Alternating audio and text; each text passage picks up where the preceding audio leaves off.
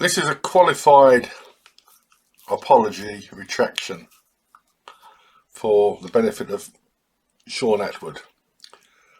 A few years ago I alluded to you as charisma in an empty suit. After Wednesday afternoon, when you were kind enough to allow me to appear on your live stream, no, it isn't you, it's the people who follow you, most of them. The following day I went shopping in Croydon. First though, I spent some time replying to many of the comments on the live stream. The ones that weren't absolutely outrageous, somewhat were. And afterwards, after I got back home, I did some more reading, revisited some literature on the odious Virginia Giuffre, in particular the Billionaires Playboy Club.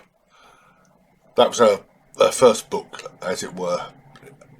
She hawked that around for some time, but no publisher would take it because it's outrageous.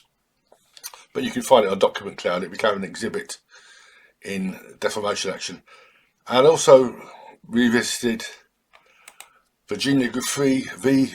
Ghislaine Maxwell. You'll find this deposition, I think probably all the depositions, online. This one is also in Document Cloud. What I'd like you to do, Sean, is just apply the same scepticism to Sweet Virginia as you did to Prince Andrew, as everyone did to Prince Andrew. Everyone does to Prince Andrew. When he sat down with Emily Maitlis, it wasn't really a grueling interview, but she did ask him some hard questions. I said, any interviewer ever asked Sweet Virginia a single hard question? Well, in a deposition they did. One thing you learn is that she was represented on a contingency fee by Boyes Schiller. This is an international law firm, now Boyes Schiller Flexner. She received a total of $160,000 from Mail on Sunday, the Daily Mail, the company, for her story and that photograph, which proves nothing. Well, which proves that she met Andrew, but she looked happy enough to meet him. This is a firm, really big firm. Piers Morgan said that David Boyes doesn't, I mean, $5 an hour, maybe. So you have to ask yourself a question. You should ask yourself a question. Why did they represent her? This is an international firm, as I said, has a branch in London. Lady Colin Campbell believes, as do I, that this is really a conspiracy, if you like, to bring down the monarchy. You interviewed Lady Colin Campbell, so what I would suggest is that you give her a ring or drop her a line and interview her again. You may not know, but last month she had a really horrific accident and she's not confined to bed. She's out of hospital, but she won't be able to walk for 6 months. Really horrific accident. I'm sure she'll be pleased to hear from you. She's spent most of the past week or so slagging off Meghan Markle, so I'm sure Sweet Virginia would be a good alternative, and a much more odious woman. Part of the deposition, this audio deposition, on page 84, this is the 84th page of the document, not page 84. Ghislaine Maxwell brought me into the sex trafficking industry. She's the one who abused me on a regular basis. She's the one that procured me, told me what to do. trained me as a sex slave, abused me physically, abused me mentally. Seriously? If you read the Billionaires Playboy Club, you'll see, as I said, this girl had agency. She came to England with Epstein. Ghislaine took her shopping, bought a $5,000 bag, £5,000 bag, and some designer clothes. They went to an exclusive nightclub, Tramp. No under 18s. And whether or not she had sex with Prince Andrew, I don't believe she did, but whether or not she did, she says Jeffrey paid her $15,000. And she's a sex slave.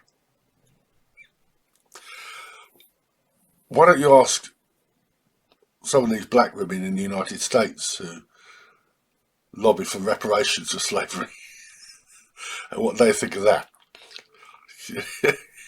You imagine being a real slave on a plantation, a female slave, and you're at the beck and call of Matter, and maybe you had to be his bed wench, and here she is gallivanting all over Europe, all over the United States, all over Europe. Said she went to France 3 times, and she's staying at hotels and big townhouses. She's got her own car.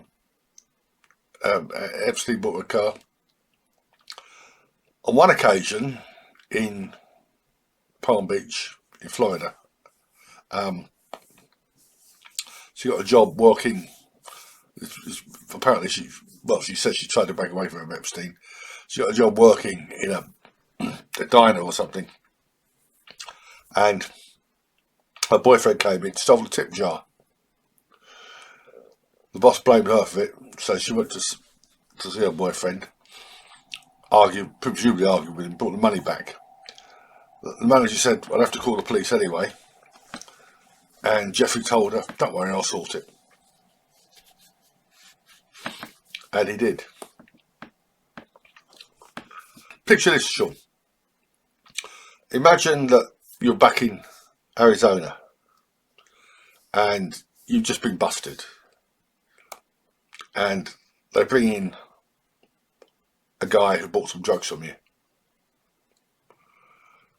and he says,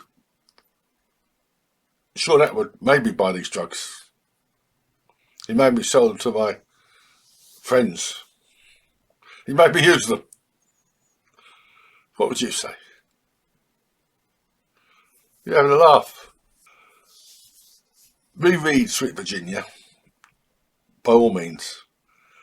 But this woman, no. But the other thing I would invite you to do is compare her treatment by Jeffrey and Ghislaine, alleged treatment, with the victims of the grooming gangs. Some of these girls who were raped,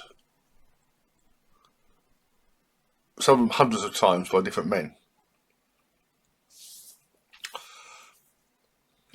With regard to what was said on the live stream and also elsewhere about releasing names, as Alan Dershowitz points out, the names are already in the public domain. Almost all of them, I should imagine. I won't repeat them here, but they're just absolutely no. One name that came up was Richard Branson.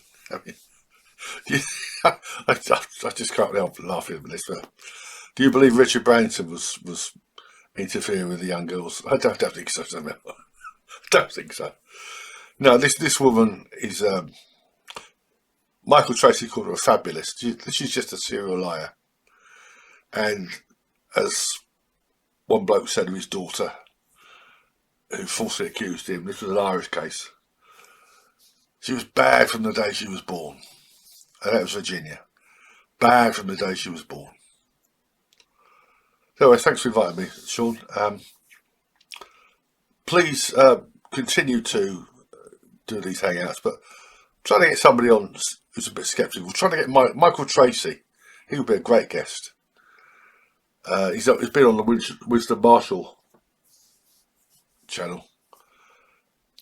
And look at the other side of it, because there are lots of liars out there.